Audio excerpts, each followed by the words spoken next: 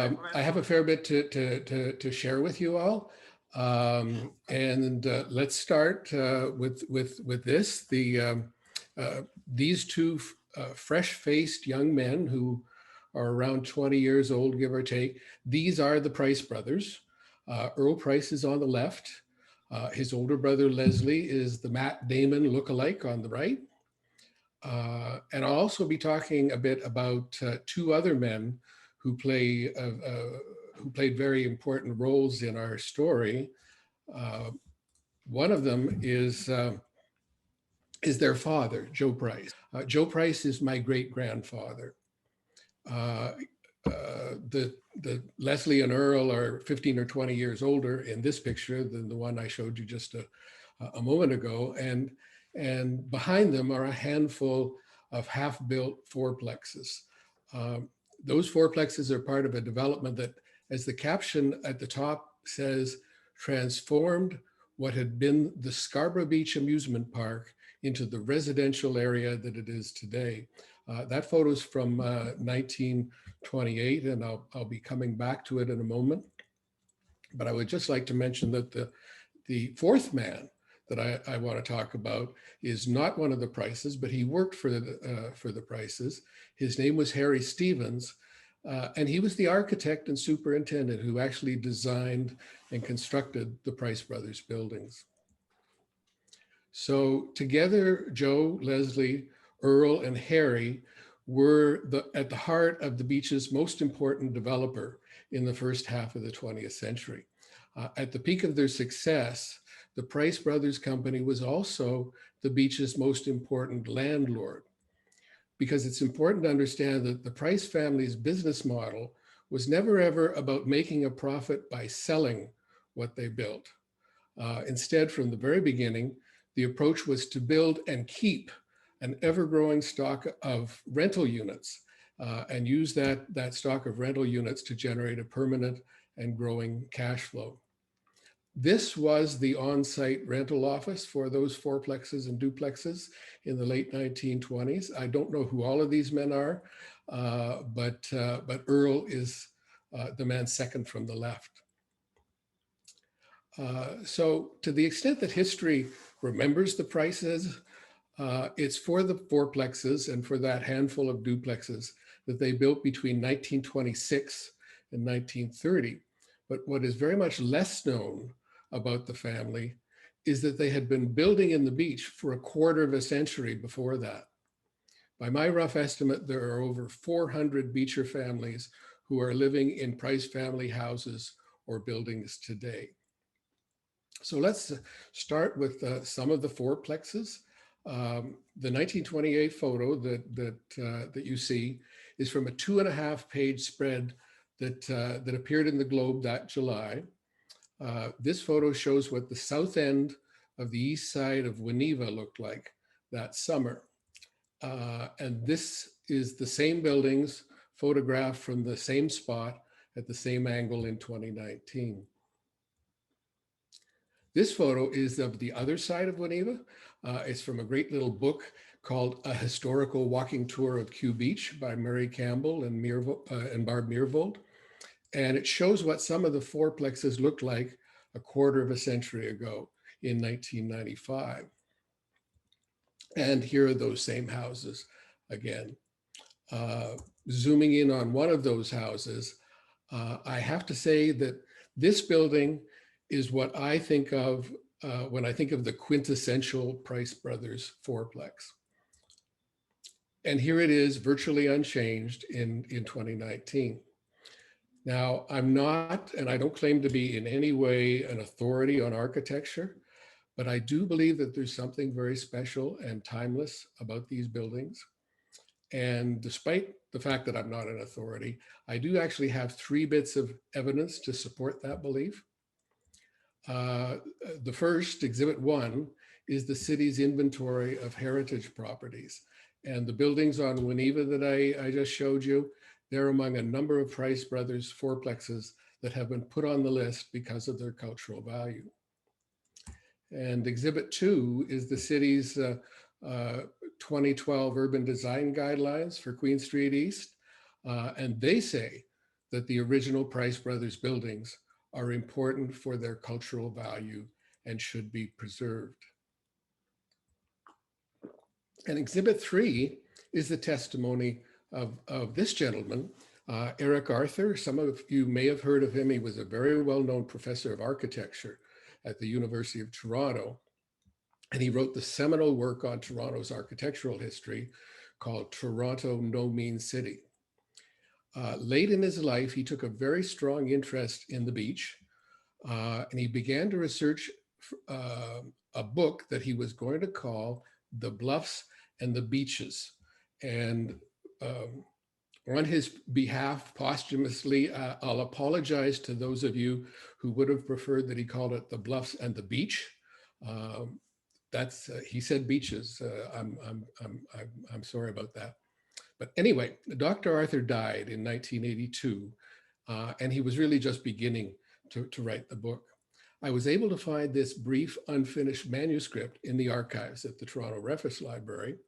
And the first paragraph has this to say about beach architecture. The modest domestic architecture of the beach has a character and style of its own, not to be found in the rest of Canada. Now, the manuscript doesn't specifically mention the Price Brothers buildings because he didn't get that far in writing it. But I think there's little doubt that if he had finished it, a number of these buildings would have been included as examples of this unique character and style. Although these buildings will always be identified with the Price brothers, it's actually quite clear that it was not the brothers, but rather it was their father, Joe Price, who masterminded the whole development scheme. That 1928 spread in the Globe that I mentioned, it doesn't talk much about the brothers. Instead, the keynote of the 2.5 pages is this somewhat fawning interview with their father. And it's headlined, "Great Vision of Joseph Price Brings Immense Building Boom to City Along Scarborough Beach." And the first paragraph leads off with this: "All the new Scarborough Beach $3 million development scheme was hatched in the fertile brain of Joseph Price, Esquire." That's Joe there.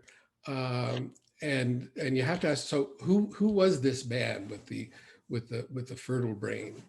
To get to know Joe Price and to understand how he was able to pull all this off, a $3 million development in the late 20s, $3 million was an incredible amount of money. How did he manage it? Well, to explain, I'm going to have to take you back to his early years before he put down roots in the beach. It means that I'm going to step away from the beach for the next 10 minutes or so, but I hope you'll indulge me because he's a very interesting man, and I think it'll be worth it. So when Joe died in 1934, his obituary talked about what a successful and respected businessman he was, but it didn't say a word about his career as a developer or as a landlord. Instead, it talked about his other earlier career. It said that he was well known throughout Canada as an advertising man, and that he was one of the best advertising men in the country. And then it goes on to say that he was the originator of billboard advertising. Well, here's how that happened.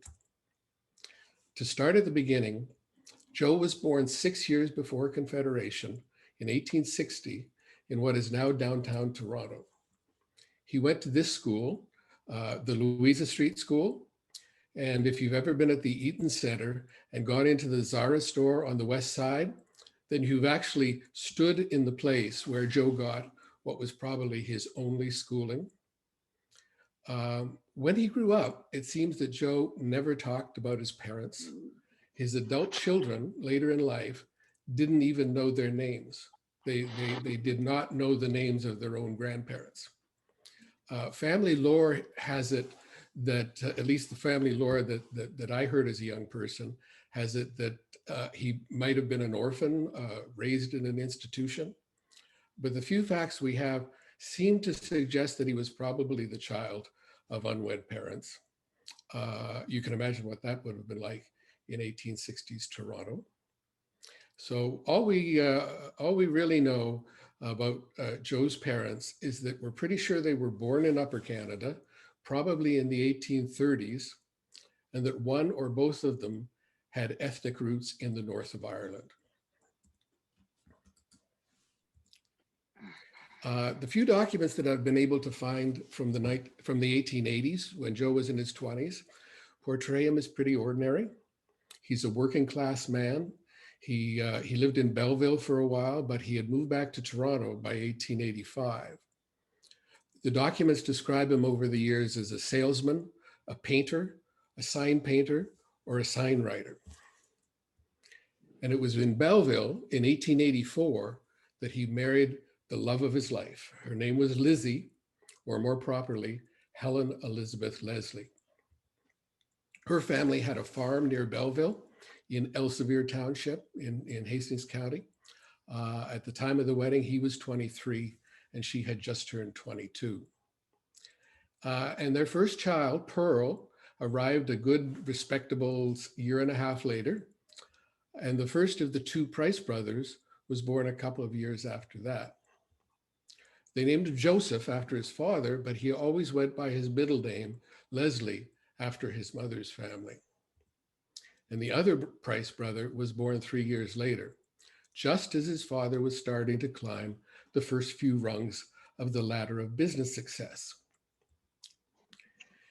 It's in 1893 that we're first able to hear some of Joe's early story in his own words.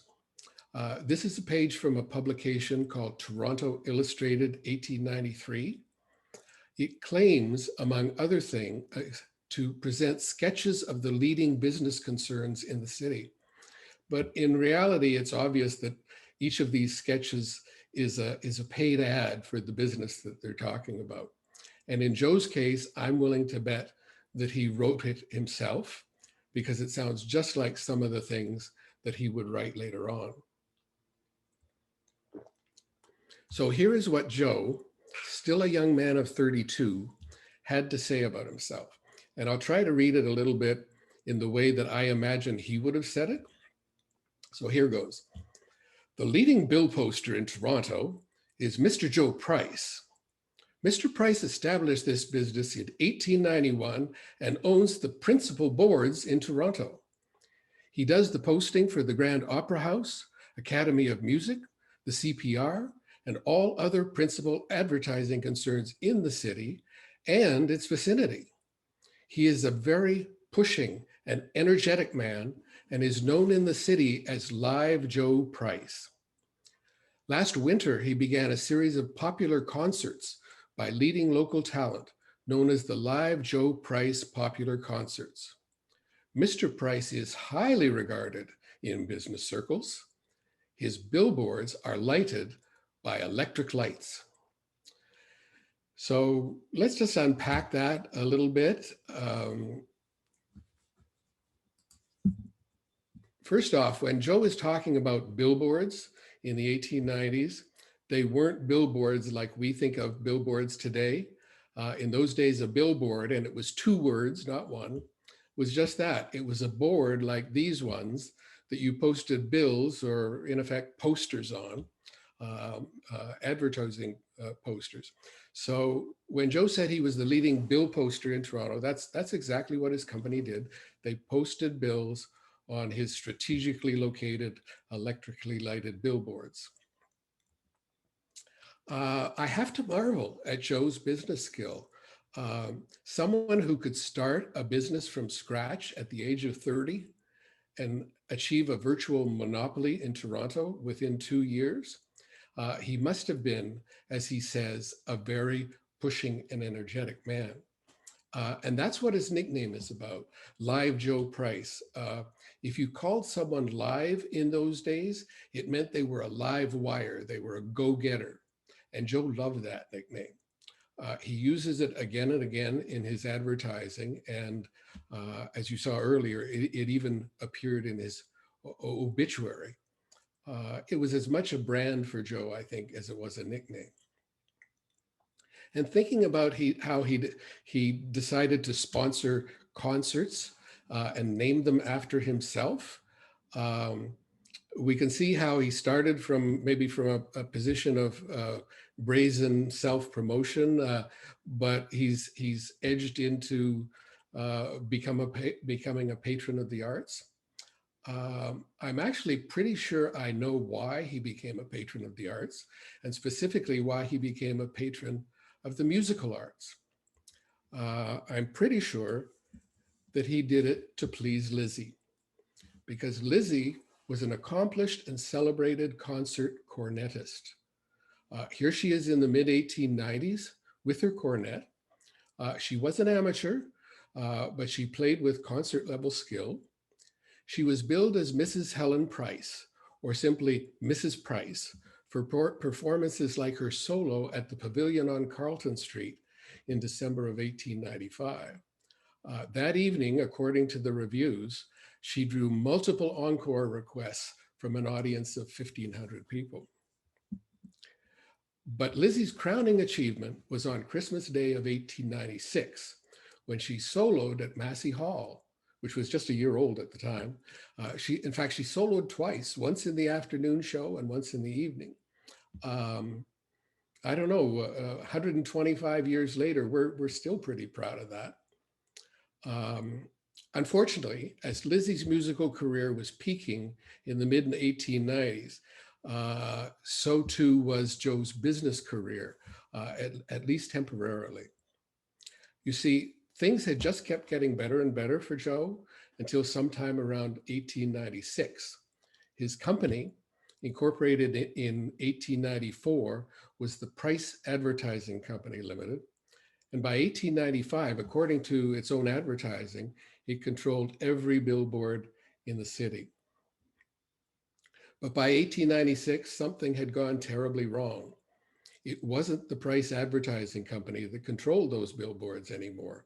It was the Toronto Bill Posting Company.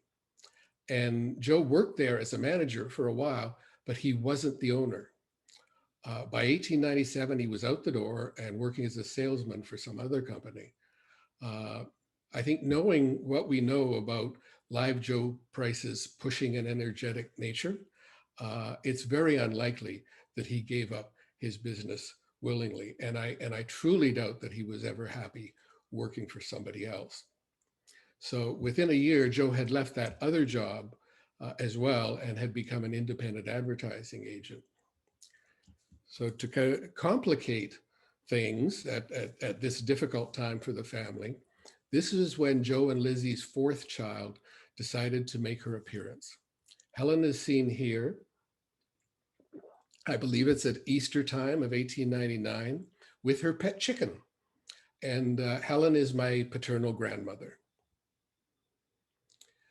By 1899, it seems that opportunities in Toronto had dried up for Joe. So he and Lizzie left Toronto and moved to Buffalo. With the six, there were six of them now, with four children aged 1 to 11, and they squeezed into this modest little rented house on 7th Avenue in Buffalo. This is a shot that I took a few years ago of that house in Buffalo, which is still standing. Joe kept food on the table, working for an outfit called the Waterproof Sign Company. But fortunately, it was only for 3 years. I don't know how he did it. Maybe he learned some tricks from the Waterproof Sign Company. But by 1902, Joe manages to revive his Toronto advertising business. The family moved back to Canada and settled at Kew Beach. Joe is now 41. Lizzie is 40 and pregnant with their fifth child. Leslie was 14 and Earl was 10 when the family first put down roots in the beach. This photo was taken a year or two later in the summer of 1903 or 1904. They're on Kew Beach at the foot of Lee Avenue. Joe's standing in the center. He's 5'11" and a half inches tall. He has brown hair and striking blue eyes. His mother-in-law, Flora Campbell Leslie, stands beside him. and Lizzie is sitting in front of her mom. By the time of the picture, of course, Lizzie had had the baby. They named her Frances. She was the last of their 5 children, and she was the only child to be born in the beach. So the beach is going to be their home for the rest of their lives. And this house at 126 Lee Avenue will be their home for the next 15 years. The children go to Q Beach School, a 4-room schoolhouse. I'm not sure why Joe and Lizzie chose the beach. Maybe they had known it as regular summer visitors. I do know that Joe's connection with the East End went back as far as 1893, because that was the year that he sponsored a steamboat excursion for his clients and their families from Toronto Harbor to Victoria Park and back again, a day trip to Victoria Park. I think, and you'll see why as we move along a little bit, I think there's a good chance that they settled in the beach because Joe understood that it had an enormous untapped business potential. When the Globe interviewed him in 1928, here's how Joe described the beach as it had been in 1902 when the Prices first arrived. And once again, I'll try to do it in Joe's voice. In those days, people only came out to the beach in summer and hurried back in winter. They lived in shell houses, clapboard affairs that could not withstand the cold. There were no sidewalks, no sewers, no gas, no waterworks, no electricity. We thought we did pretty well when they laid a 2-board plank sidewalk down this way. There were 2 stores on Queen Street, and they were really only shacks. And the first barbershop was in a tent. That was on the northeast corner of Queen Street and Lee Avenue.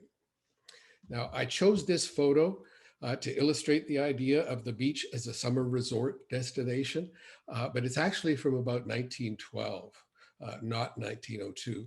And the teenager on the left is Helen Price, my grandmother. So now it's the 20th century, and Joe's outdoor advertising business is thriving again.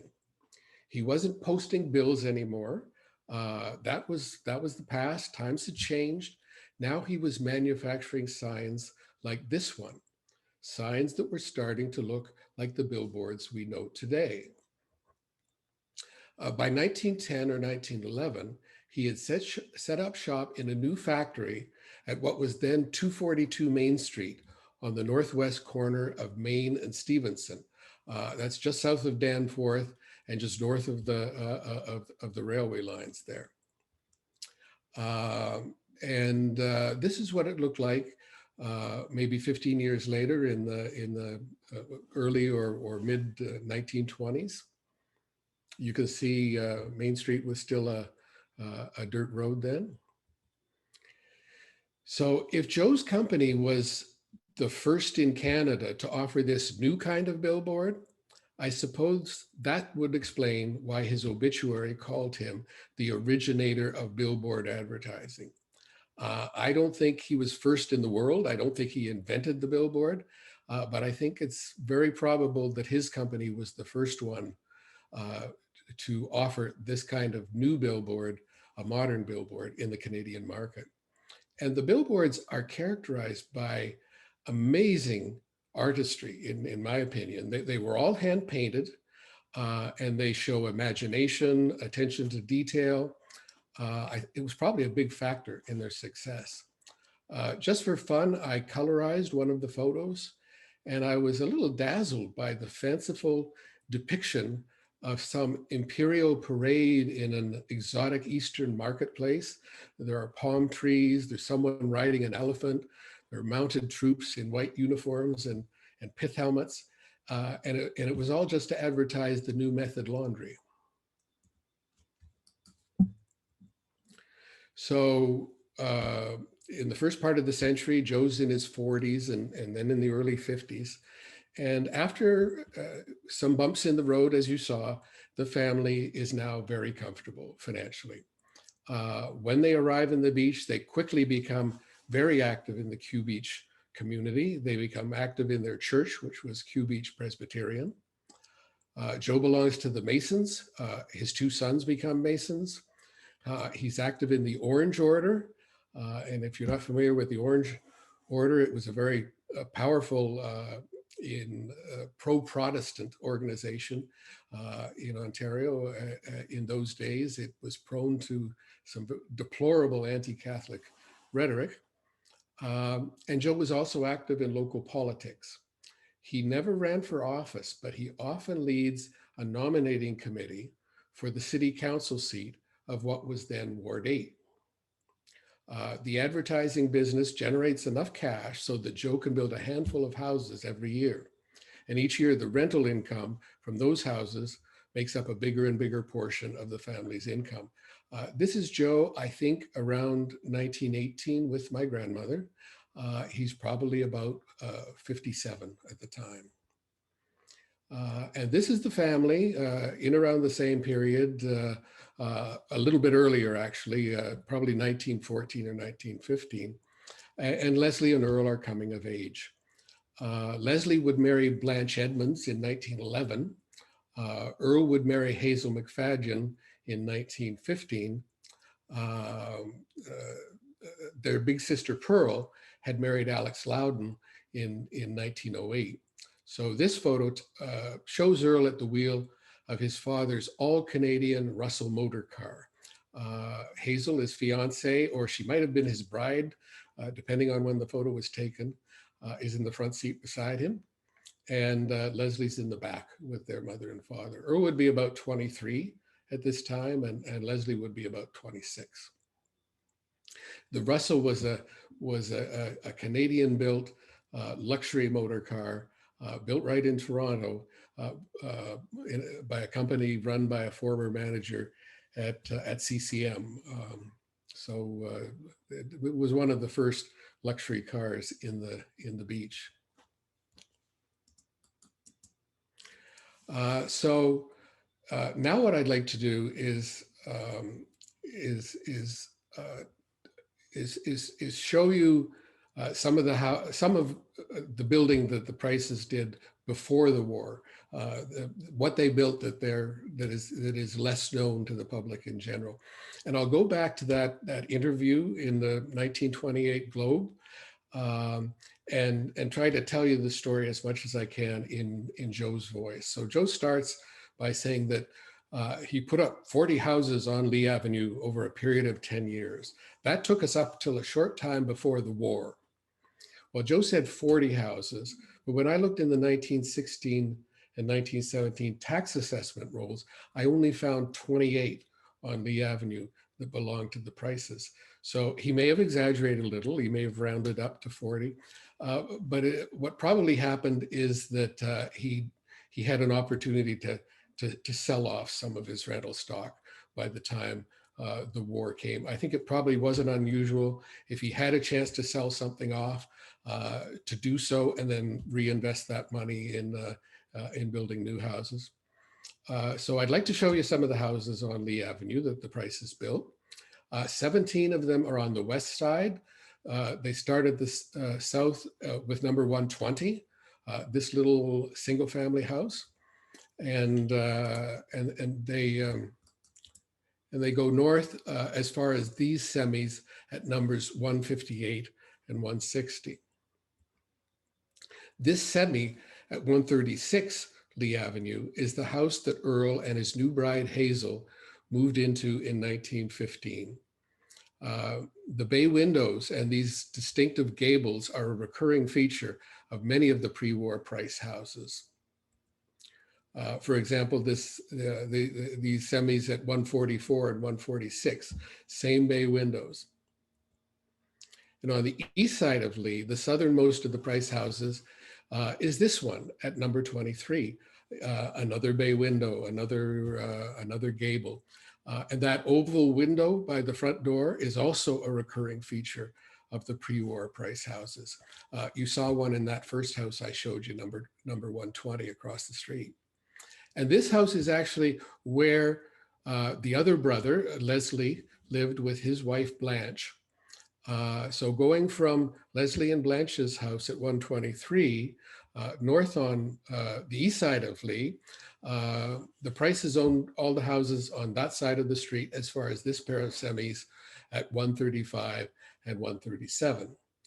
So more bay windows, more gables. And that's what I have to show you for now on Lee Avenue. This is what they had built up to about the time of the war. So I actually asked Glenn about having an intermission partway through because I'm a little uncomfortable about going for more than a half hour without any kind of interactivity or hearing what people are thinking. So I'm going to hand it back to Glenn to facilitate a little question and answer period on the first part of the presentation. Okay. Thanks. I'm actually, it's Deborah here, and I'm going to be the moderator for the question break. Oh, So, sorry, Deborah. oh, that's okay. That's okay. So we'll be taking questions from chat and live questions. If you put it in chat, I'll read out the questions. If you raise your hand, and that's in the reactions section, you will, I'll see it, and then I'll unmute you, and then you'll receive a dialog box instructing you to kind of confirm that. Just a reminder, please ask one question only and keep your comments brief, please, so that as many people can participate as possible. So, okay, my first question is from Akshay, and they're wondering what was the infrastructure like by 1928 along Lee? That is things like cables, roads, and sewage. I do know, I don't know about 1928. I think there was probably, and again, I'll invite some of my Price cousins to jump in if they know. I think you would have had paved roads by then, and you certainly would have had sewage and overhead wires. There would be no buried cables, but overhead wires for the telephone and electricity. I know from an article that I'm going to reference later in the presentation about the time that Earl and Hazel first met in 1913, that Lee Avenue was still a dirt road in 1913. But it might have been paved sometime between then and 1928. Sorry, I'm just having trouble moving my cursor for some reason.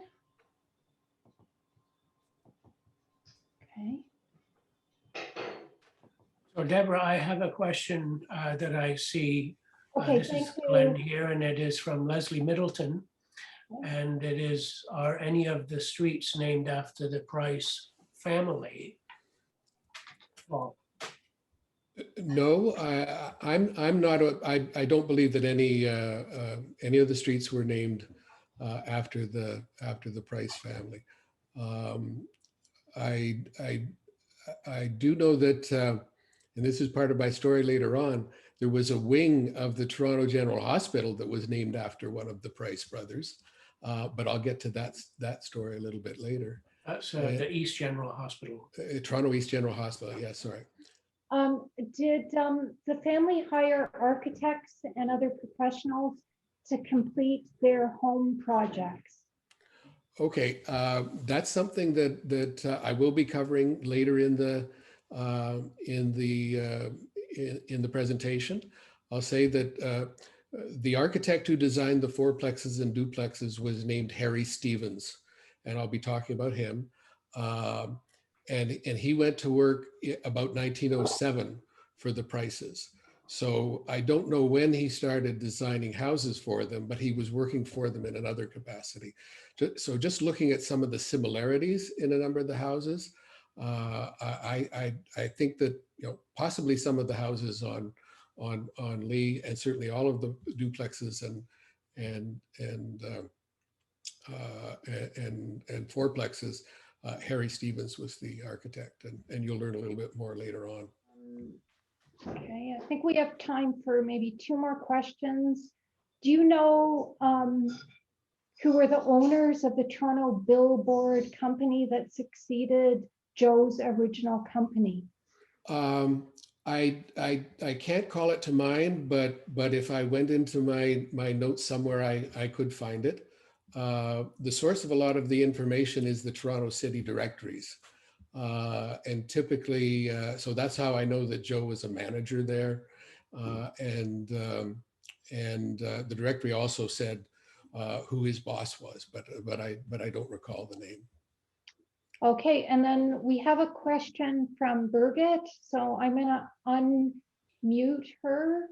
Yeah, I just wanted to draw attention to one comment from Lenovo to everyone because I thought it was really interesting. And with all the kerfuffle around seeing the notes, I think it might have been omitted. So it says, my grandmother wrote a Price Brothers rent check for over 50 years.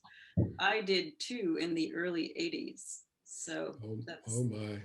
that was one of the first comments that came through. I just thought it would be nice to acknowledge that.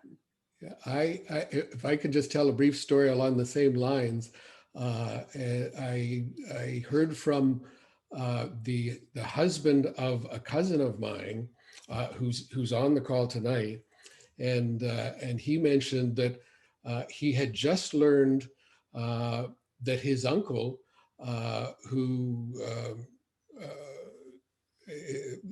this is my cousin's husband uncle, that he had lived in a Price Brothers house and signed a Price Brothers rent check. So he just actually learned that his family had a connection with his wife's family years and decades before they even met, and never knew about it until recently. So there were an awful lot of people.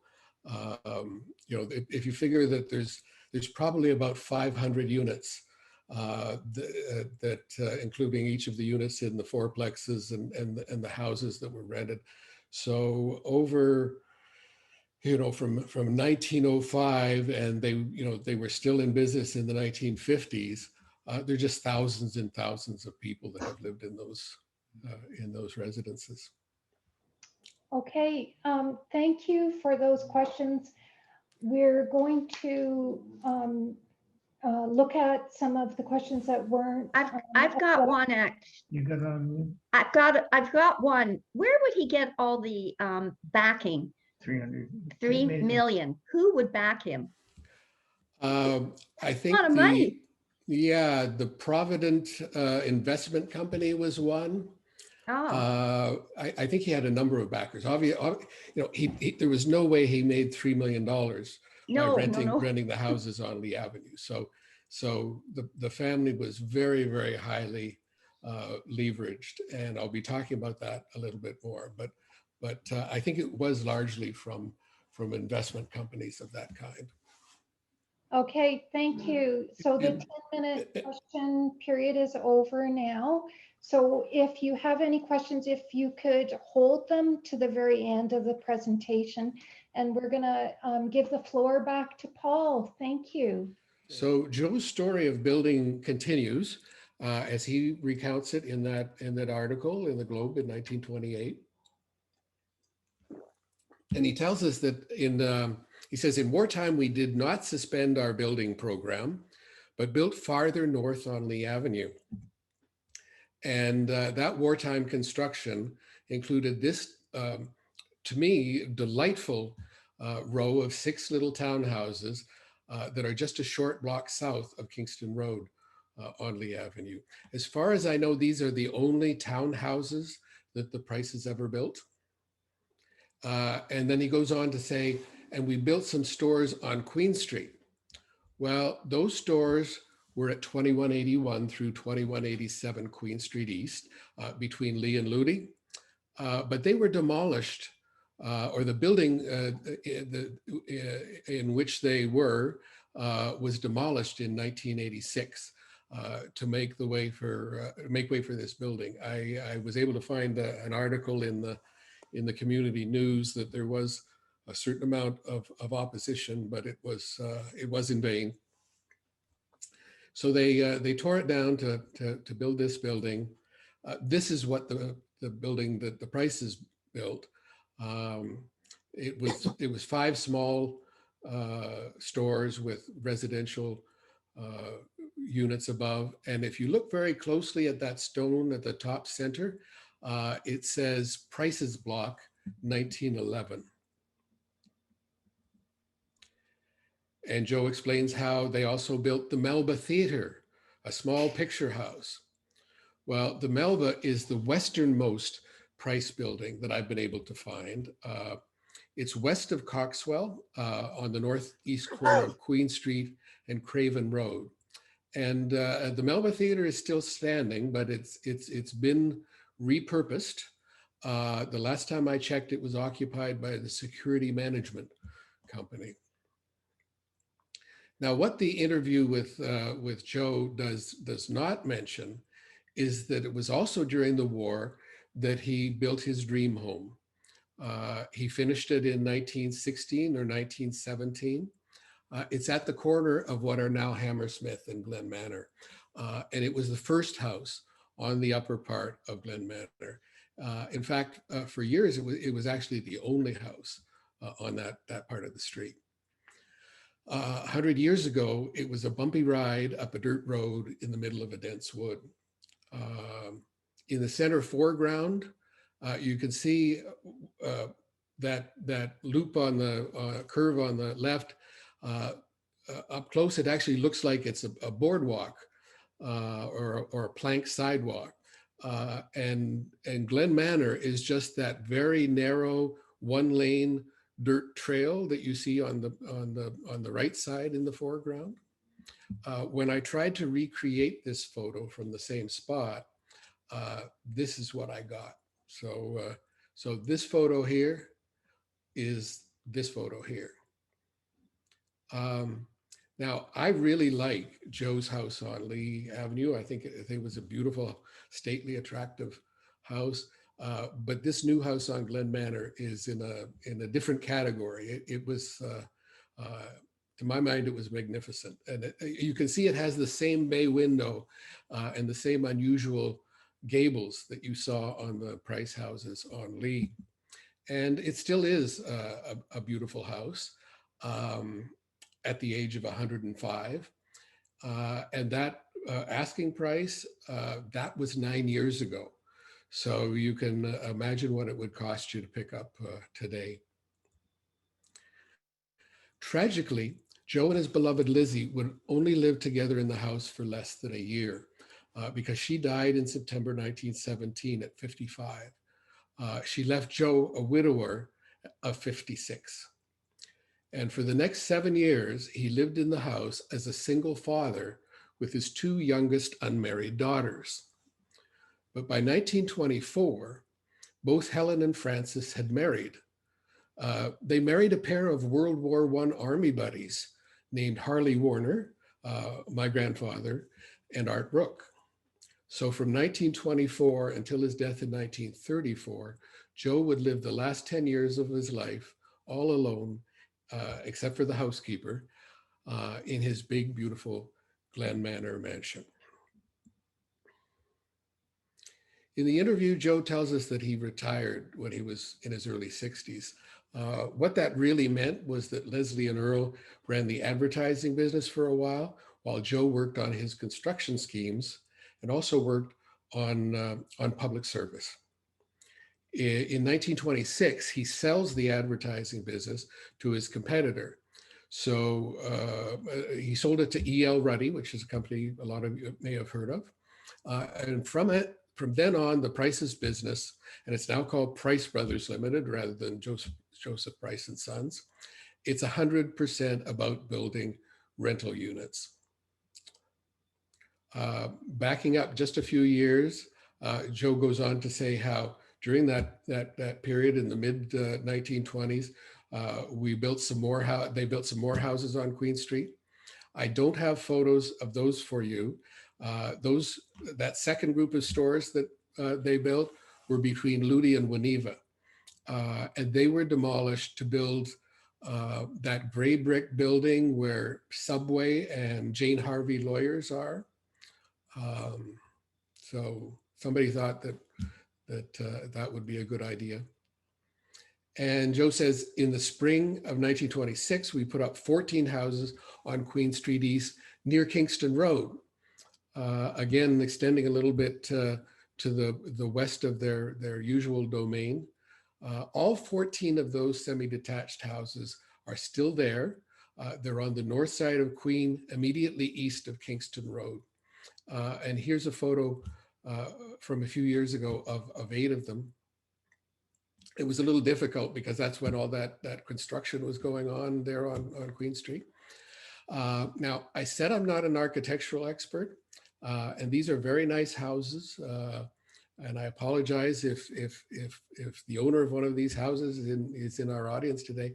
But in my opinion, even though they're nice, these houses don't seem to me to have the same charm as the pre-war houses that the Prices built, or as the later fourplexes and duplexes. And then Joe talks about the first round in their Scarborough Beach development. In 1926, they, as he says, they erected 24 family units or 80 suites on Glen Manor Road. If you look closely, you can see the sign on the lawn at number 84 Glen Manor. It says Price Brothers, Builders and Owners. So we're about to get into the final great building spree of the Price Brothers. But before we do that, I want to take a minute to tell you about something else that Joe was working on in the 1920s. You see, for years, he had been part of a small group of business and civic leaders who were convinced that the East End needed its own hospital. They organized a campaign, they secured funding, and they petitioned the provincial government to pass a bill to incorporate the Toronto East General Hospital. Joe's name was right at the top of that petition and appears on the third line of the preamble to the 1926 bill in the provincial legislature. Joe was on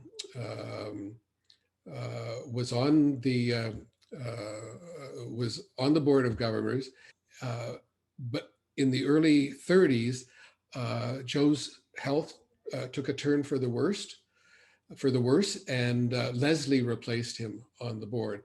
You can see Leslie at the extreme right-hand side of this picture in 1933. And in fact, Leslie soon after this became president of Toronto East General Hospital and held that position for a number of decades. I know he held that position at least into the late 1950s. In the 1950s, the hospital honored him by naming a pavilion after him, but regrettably, they've since renamed it to something else. So I couldn't tell you exactly which part of the hospital it is. But Leslie's name is on the cornerstone of the addition that was built in the late 1950s. You can see it there in the lower left, J.L. Price, president. So from the early 1920s forward, the promotion, funding, building, and running of Toronto East General was at the heart of the Prices, first Joe's and later Leslie's, commitment to public service in the beach. And personally, I'm quite grateful to them for it, because that's the hospital that I was born in, and I imagine many of you could probably say the same thing.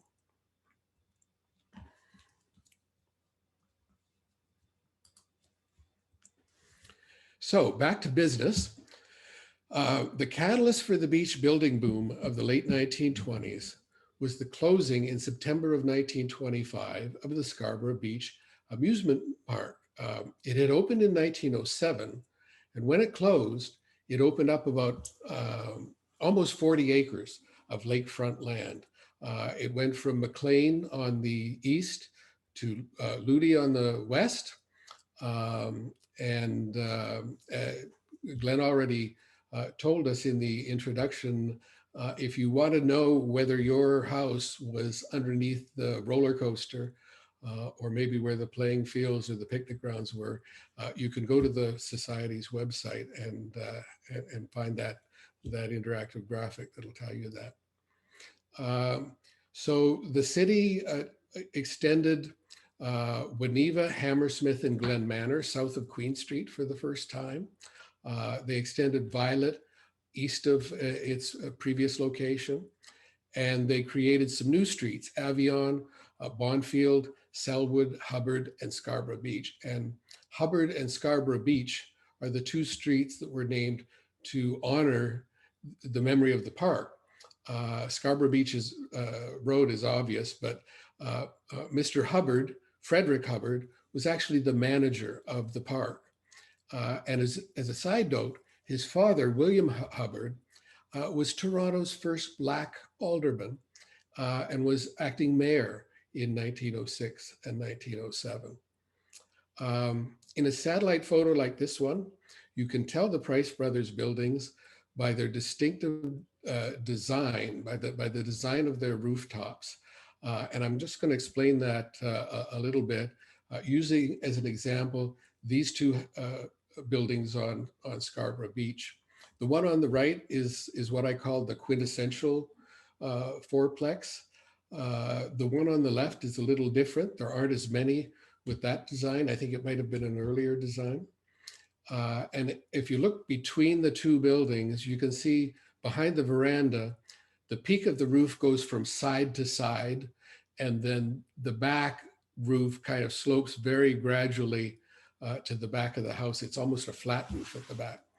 Whereas on the more common fourplex, the peak always runs from the front, behind the veranda. The main roof peak always runs from the front to the back of the house. And all four sides of the roof curve up towards the middle.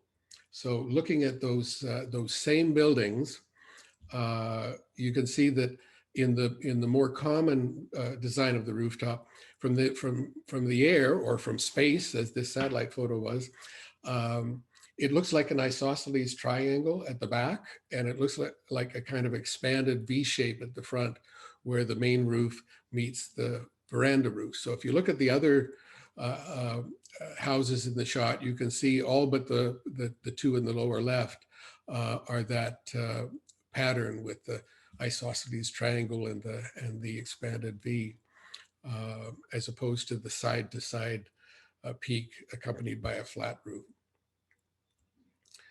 So let's get back to the big picture, and I'll show you where, as I think I've been able to identify them all.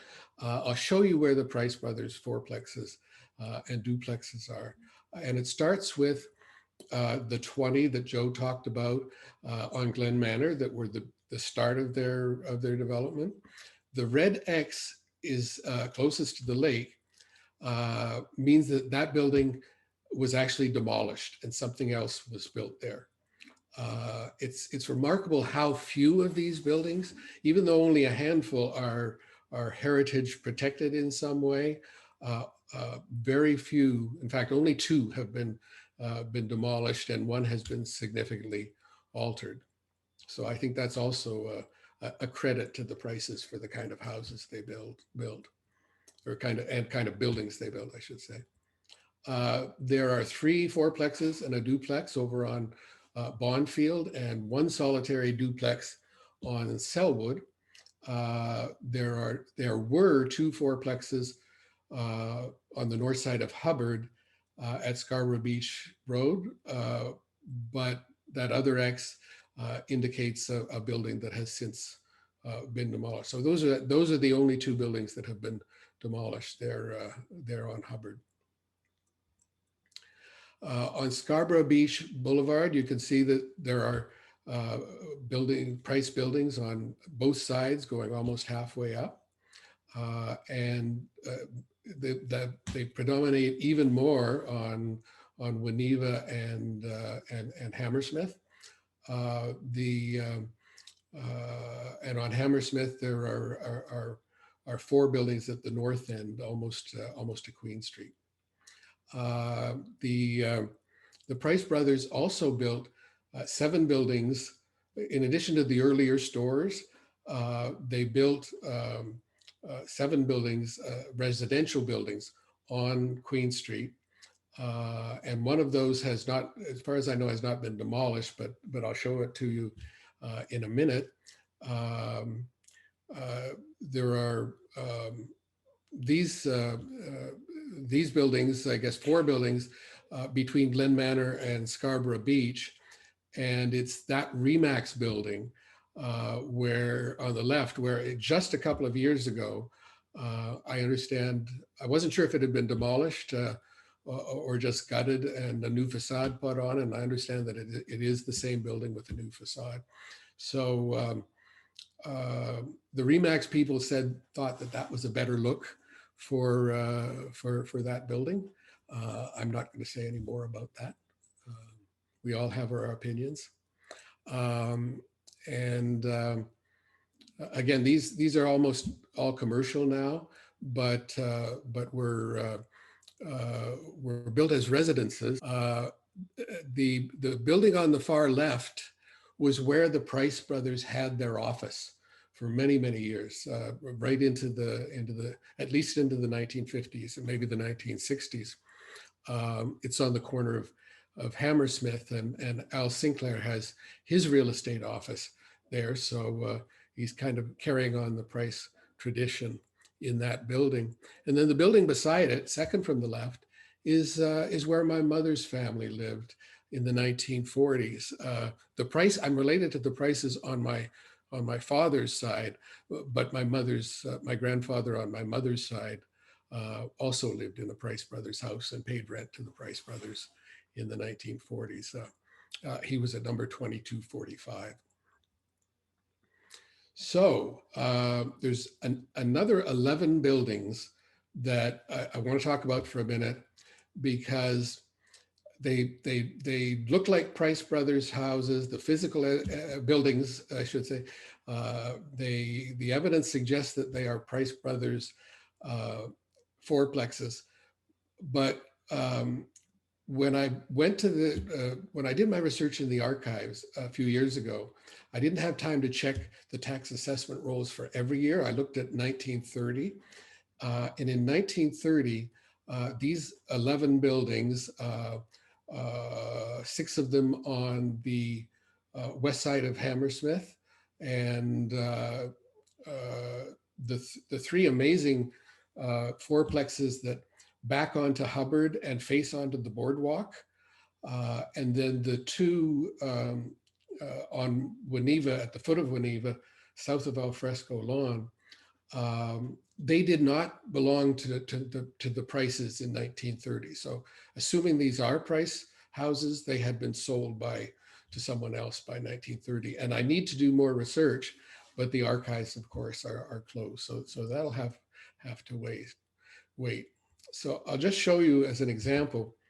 On the left, that's the quintessential Price brothers fourplex. I haven't mentioned the sides of the houses were very often painted white and had that interesting brick treatment on the corner of the house. The one on the right is one of the buildings that didn't belong to the Prices in 1930, but it's hard to believe that it's not from the same builders. It's a different design, and I think it might have been an earlier design. These are 2 of those 3 amazing fourplexes on the boardwalk that I mentioned, and these are the 2 at the foot of Winneva. And it's especially important for these last few houses, because last few buildings, because I understand they are also on the heritage inventory. So assuming that those question marks were in fact built by the Price brothers, my total comes to 98 fourplexes and 7 duplexes for a total of 105 buildings. Now, Barb Mirvold did an inventory 25 years ago, and she came up with 104. And I haven't been able to cross-reference this. I'm not sure where we're at. But amazingly, of those 105 buildings, 102 are intact, and their exteriors look pretty much the same as they did more than 90 years ago. That's more than 97%. So these buildings were such that over all those years, their owners decided that they wanted to keep the exteriors pretty much the way they had been built in the first place. And as examples, I'm going to show you a few more then and now photographs from the 1928 Globe. This is on Scarborough Beach Boulevard. I want you to take a close look at those railings, because when I go to the photo from 2019, not even the railings have been changed. That house is one of these houses. And again, look at the railings on the other two buildings and then go to the photo now. It's hard to see the closest one, but the one in the middle, the railings also are exactly the way they were in 1928. It's amazing. The green building at the end is the fourplex at 60 and 62 Hubbard, seen from the side. So I'll go around the corner, and that's what it looked like in 1928, and that's the building beside it. Now we've got a bigger change here, because the owner of the building on the corner has gone pretty bold with his paint, and has replaced the railings with glass, which makes it look quite modern. But I don't think the Price brothers would have had a problem with it. I think in a lot of ways, even though it's been modernized, I think it's consistent with the Price brothers' vision. Now, the other building, the fourplex was demolished, and that building was built. And once again, I'm not going to say anything about that building because the owner might be in the audience. Please speak up if you are. And now, if the technology works, I'm going to show you, it's only 30 seconds, but it's a home movie from the mid-1930s, taken by either by Leslie Price or possibly by his son Ted. It was taken in the mid-30s, and it's going to show you some of those same buildings.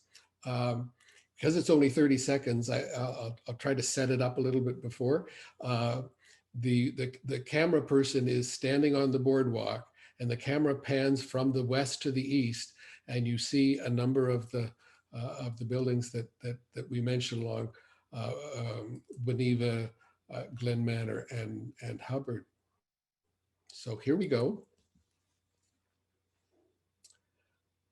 That white building is 12 Winneva, a duplex, and that's actually where Hazel and Earl lived very late in their life after retirement.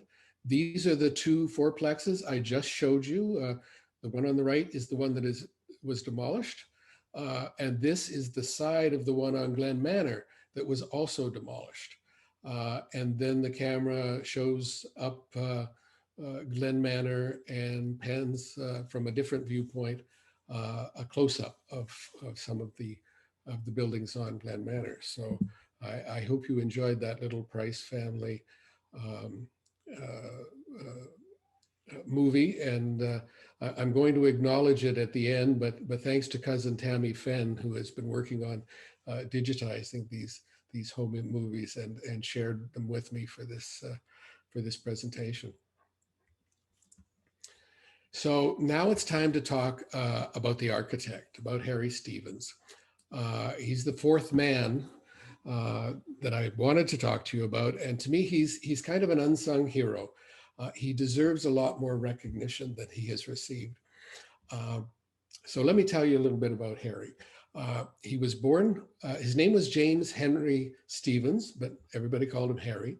He was born in England in 1882, and he came to Canada with his parents and his three sisters when he was very young. His father was a market gardener, and the family lived on Jones Avenue.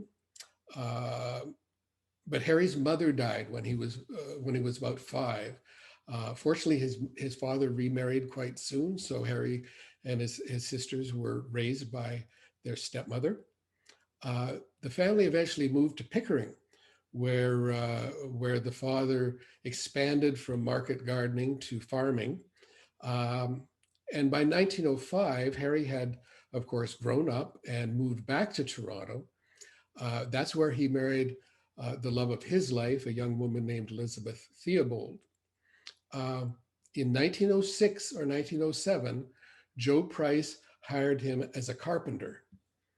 By 1911, according to the census taken that year, he was still a carpenter, and Joe was paying him 38 cents an hour. So Harry made $700 that year.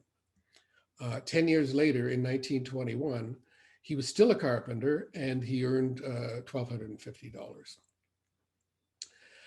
But at some point, Joe and Leslie and Earl saw that Harry had a lot more potential than just being a carpenter. At some point, Joe saw his potential. And here's what, I'm pretty sure Joe was the source of the information in this little article in the Globe in 1928. It's a different article, but on the next page. The article says of Harry, he is, as well as the superintendent, the firm architect. He plans the building. Having a knack for designing, he has drawn the plans for the handsome residences that line the streets of that area.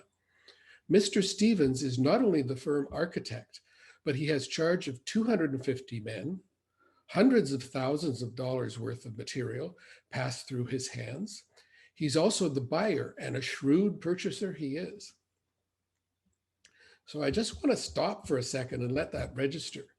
According to this article, Harry had a knack for designing, but he had no architectural training whatsoever. And he created the designs for these amazing buildings. You have to be impressed. As far as I know, this tiny little article on page 12 or 13 of the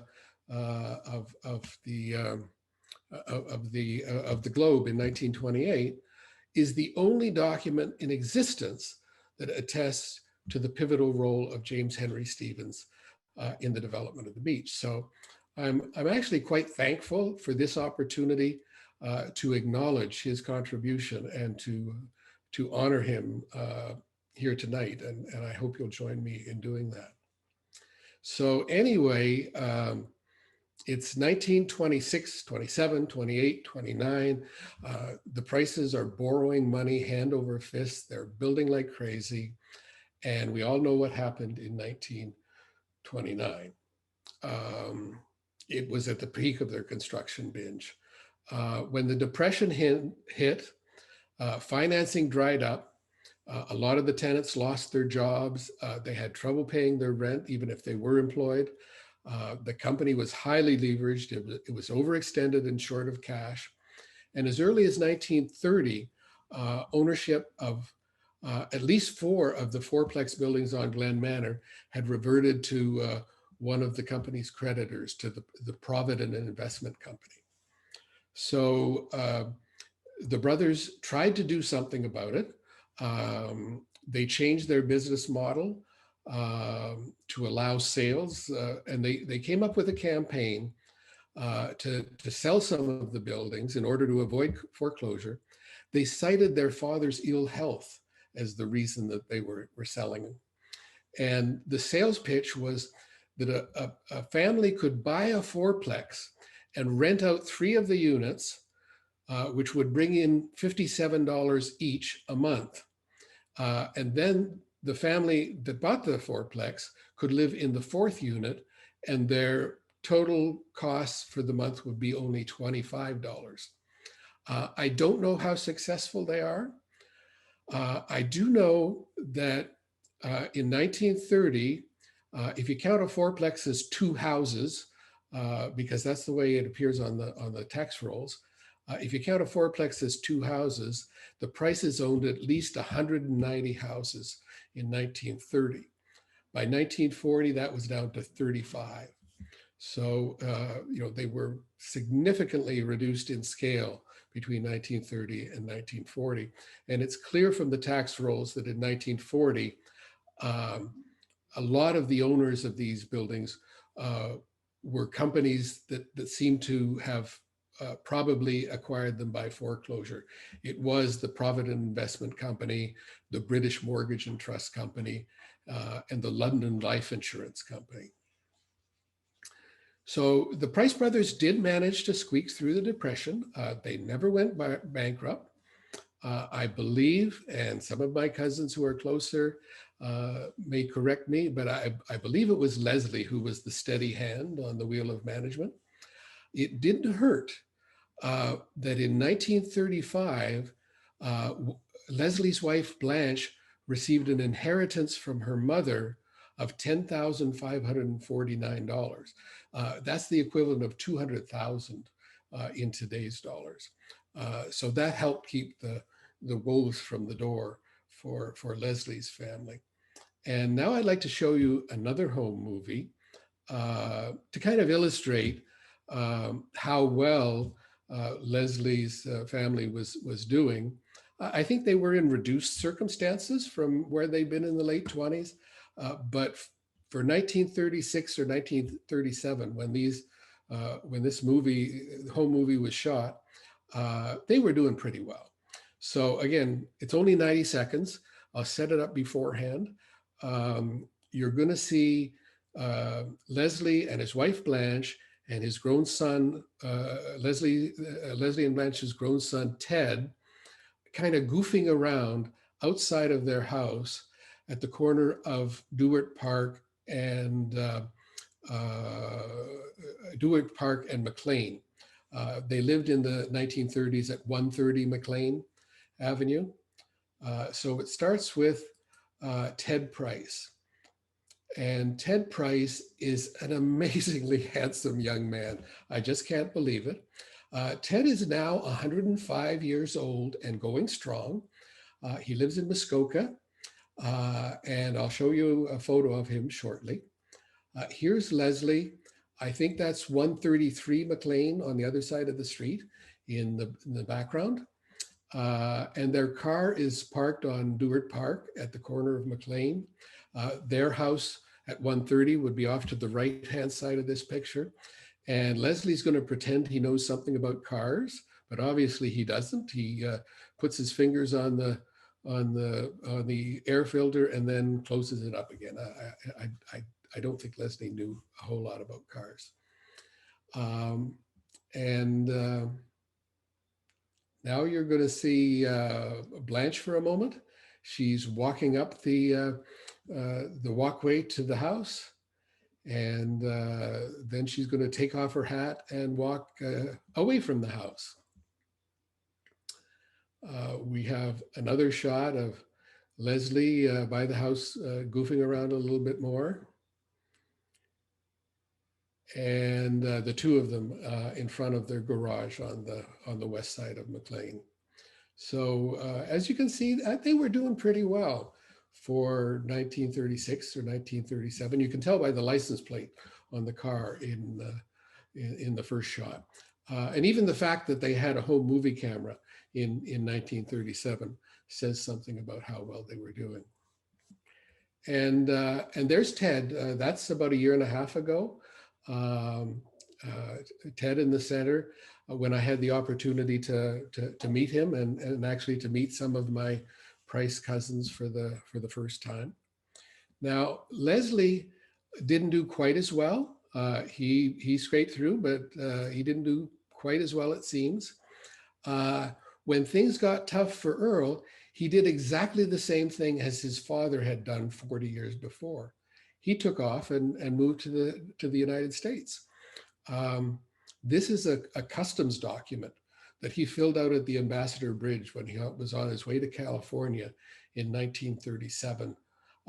And it says that he had actually been in Santa Monica, California. He was working in the real estate business there since August of 1936. So he spent almost a year, I think, by himself. in Santa Monica. And then he came back in June of 1937, spent the summer in Toronto, and mid-September, he and Hazel packed the 4 kids, Bill, Alan, June, and Peggy, into the back seat of the car, and with $800 in their pocket, they set off for California, back to Santa Monica. It says that he planned to live permanently, but then the war broke out a few years later, and it really wasn't possible for him to stay in the U.S. After the war had started, and so he came back to Toronto. And my understanding, maybe we need to check this, but I believe that he went back to work for the Price brothers. And that brings me to the end of my stories about the Prices, about Harry Stevens, and about all those houses and buildings that they've left us. I have one more photo of the Price brothers to share with you. It's also thanks to my cousin Tammy. And this is Leslie and Earl when they got to be about my age, in the late 1950s, judging by the cars. And they're standing at Nelson's service station on the southeast corner of Queen and Hammersmith. Their office is just off to the left of this picture on the other side of Hammersmith. And so I'd like to close with some words from Earl's wife, Hazel, and from some words from Joe Price himself about what the beach meant to each of them. In June 1975, Earl and Hazel were celebrating their 60th wedding anniversary. And so the Ward 9 Community News sent somebody out to interview them. And Ward 9 Community News is, of course, now Beach Metro News. So they were interviewed in 1975. Earl would actually die 5 months after the interview, and Leslie had died 8 years earlier. So the 1975 article says, the Price duplex Hazel and Earl live in now is at the foot of Hammersmith. It's actually number 12. You saw it in the video. And its sun porch affords an unobstructed view of the lake.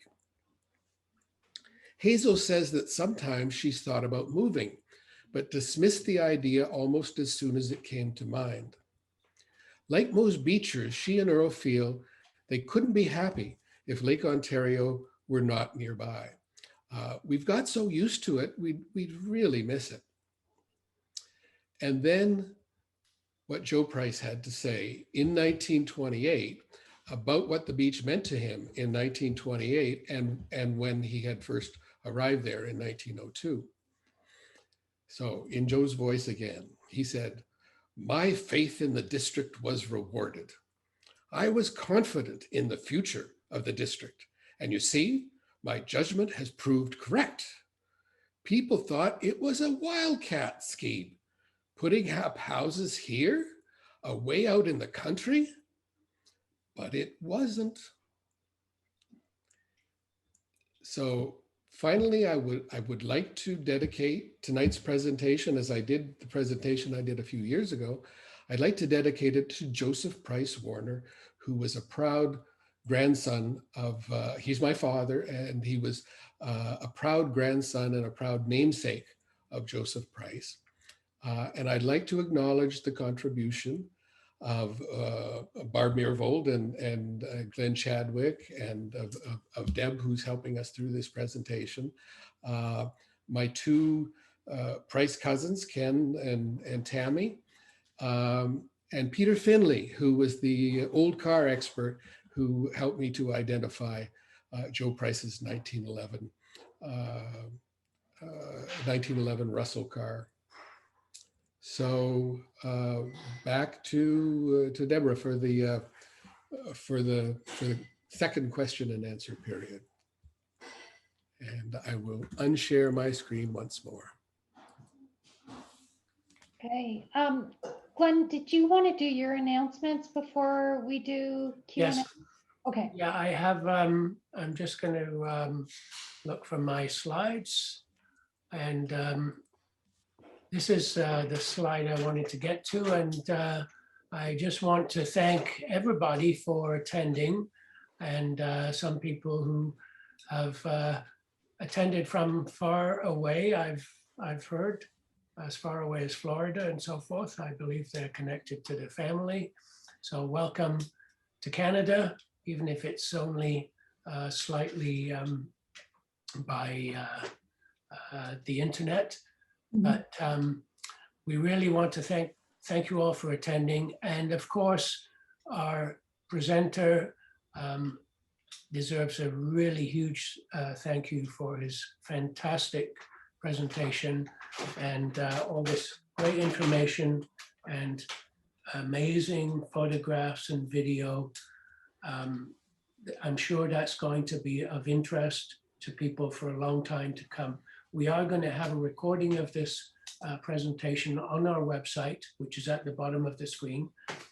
And then I would like to thank Deborah for being one of our co-hosts, and she's a board member of the Society, and also who's not here tonight, but is always in the background because he's helped us many times with the Zoom technology. We wouldn't have managed without him, and that is David Fuller.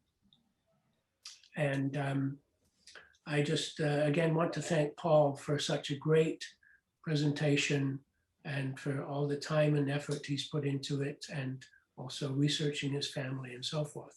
So we're going to pass the baton back to Deborah and to Paul for some questions and answers. And we can go a little bit longer, but we probably will start to wrap it up after a while. And Paul, I'd leave it up to you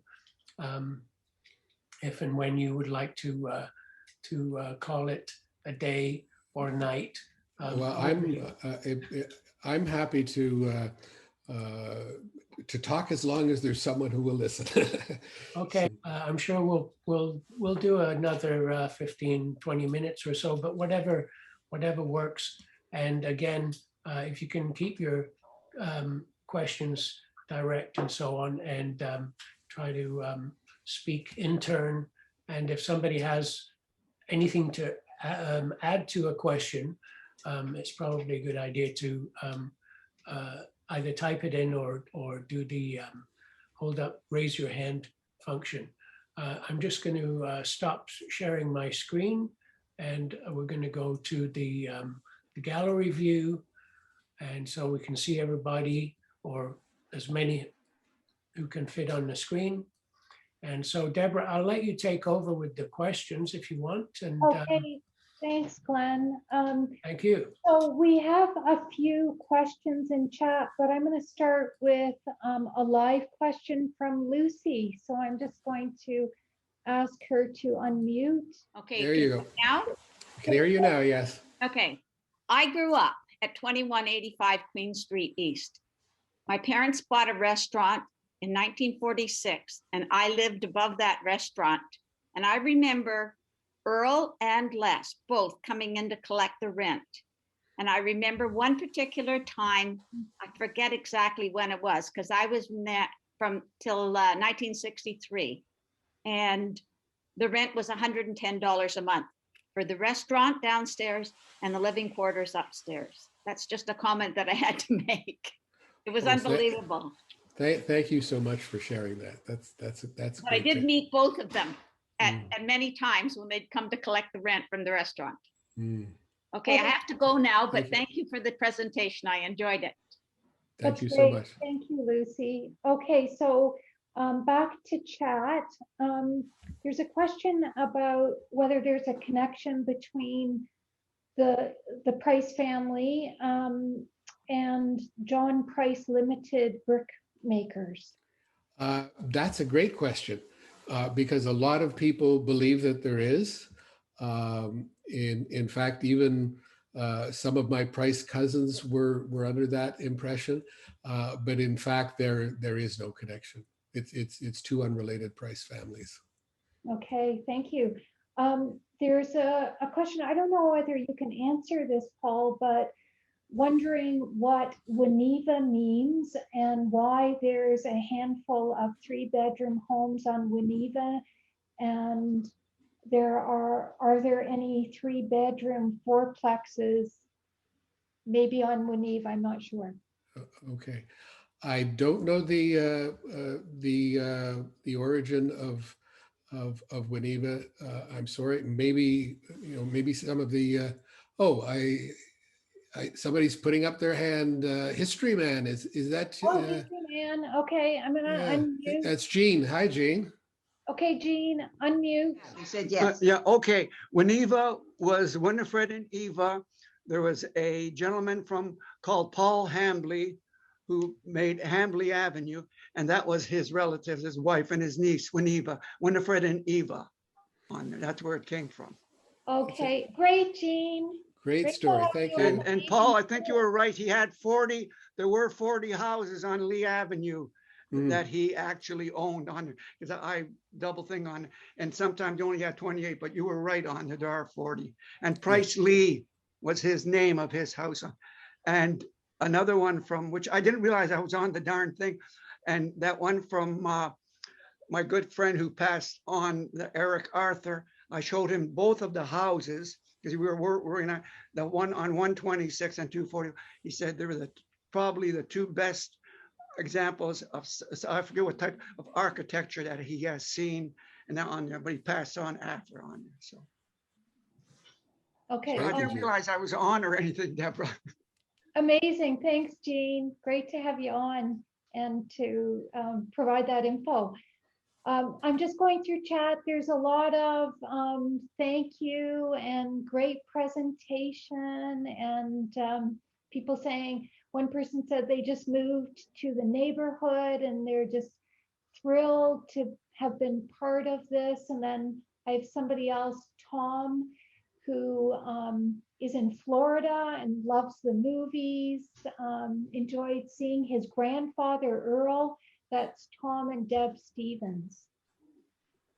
Okay, anybody else have any questions? I don't see any raised hands or any more questions in the chat box. Oh, I see a note from Ken Price that his dad, Ted Price, who was in the whole movie, is on the phone listening. So he was able to join us. I'm so glad. Oh, okay. And I have somebody, does Paul remember his dad talking about the McLeans or McLean Howards? I do not. But again, some of my other cousins might. I want to talk to Dad. Yeah. Go. No, you're on. I'm on. I just want to say hi to my dad. So hopefully, I'm going to say hi to my dad and ask him to unmute because he actually has Grandpa on the line. I want to say hi to Uncle Ted too. Yeah. Yes, exactly, right? That's fantastic. Saying that they live in one of the fourplexes.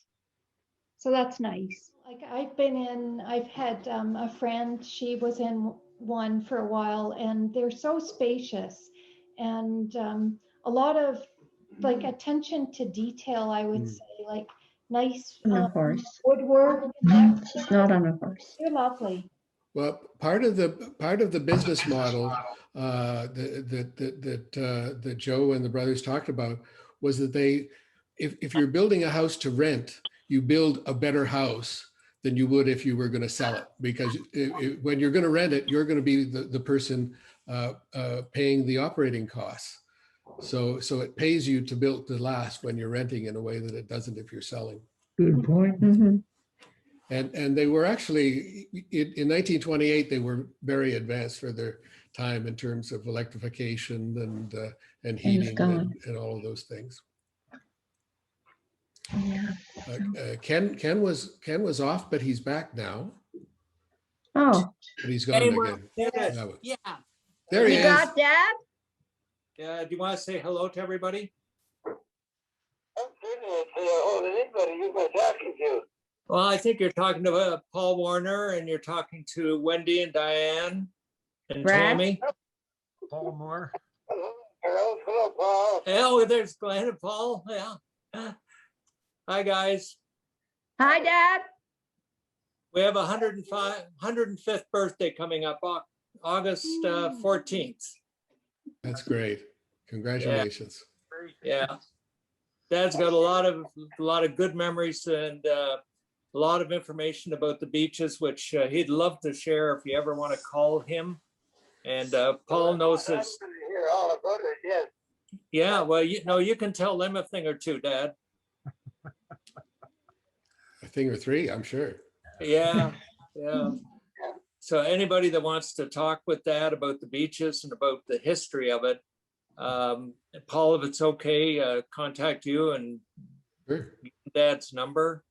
He'd love to hear from people and pass on what he knows and what he remembers. Yeah, a couple of things. Dad ended up on the board with the Toronto East General Hospital as well, carrying on the Bryce name.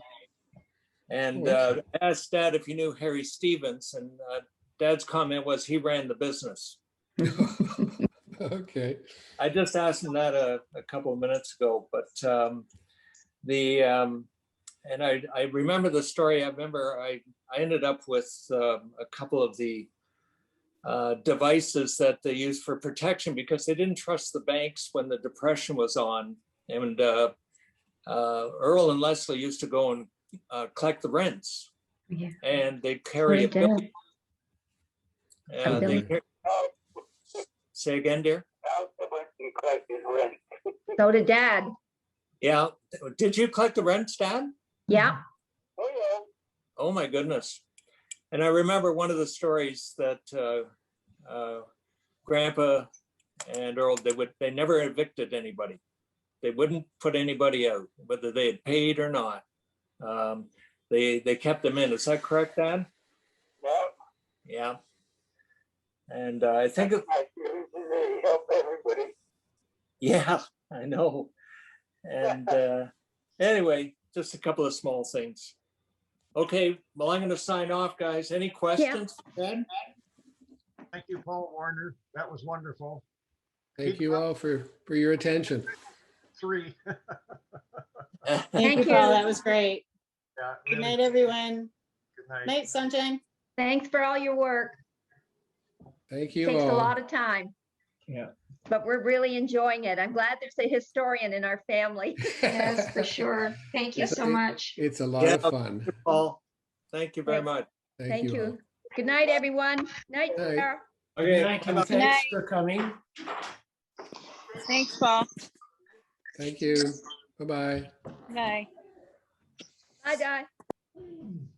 So Paul, I think we're going to be calling it a night. And I again really want to thank you. And I think that's the first time we've had somebody 105 years old on our program. Yeah. So that will go down in the history books. And again, I want to thank everybody for coming and being a great audience, and especially Paul for doing this great presentation. And we will be in touch. I'll let you know when the recording is ready, and you could send an email out to all your family, and then we can revisit the presentation. I'm sure a lot of people would like to see it again. Okay. Thanks again, and thanks to everybody who's still here. And we hope to see you in September. We're going to start up. But I think in the meantime, Jean DeMagula is planning some historical walks in the neighborhood with social distancing and perhaps masks. Yes, definitely. And so we'll have some announcements about that we'll put in the Beach Metro and also on our website. So we'll be looking forward to those. Excellent.